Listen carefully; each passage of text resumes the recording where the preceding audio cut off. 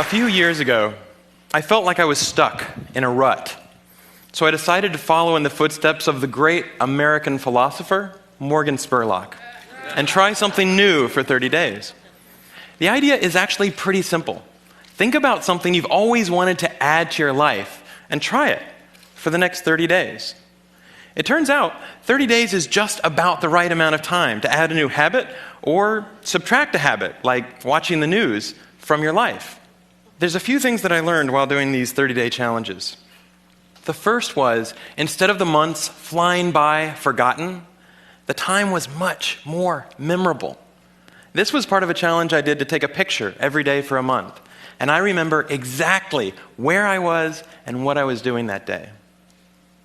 I also noticed that as I started to do more and harder 30-day challenges, my self-confidence grew. I went from desk-dwelling computer nerd to the kind of guy who bikes to work for fun. Even last year, I ended up hiking up Mount Kilimanjaro, the highest mountain in Africa. I would never have been that adventurous before I started my 30-day challenges. I also figured out that if you really want something badly enough, you can do anything for 30 days. Have you ever wanted to write a novel? Every November, tens of thousands of people try to write their own 50,000-word novel from scratch in 30 days. It turns out, all you have to do is write 1,667 words a day for a month. So I did.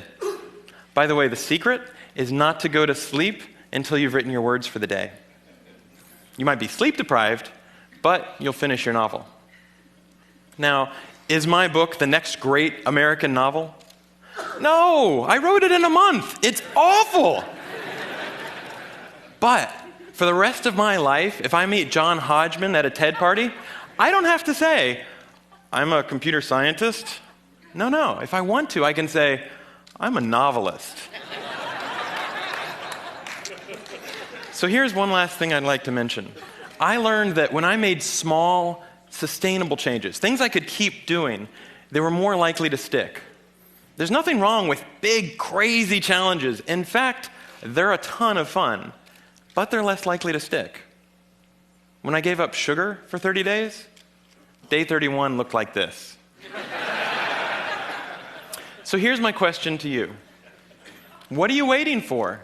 I guarantee you the next 30 days are going to pass whether you like it or not.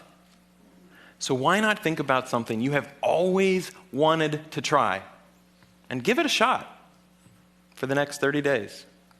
Thanks.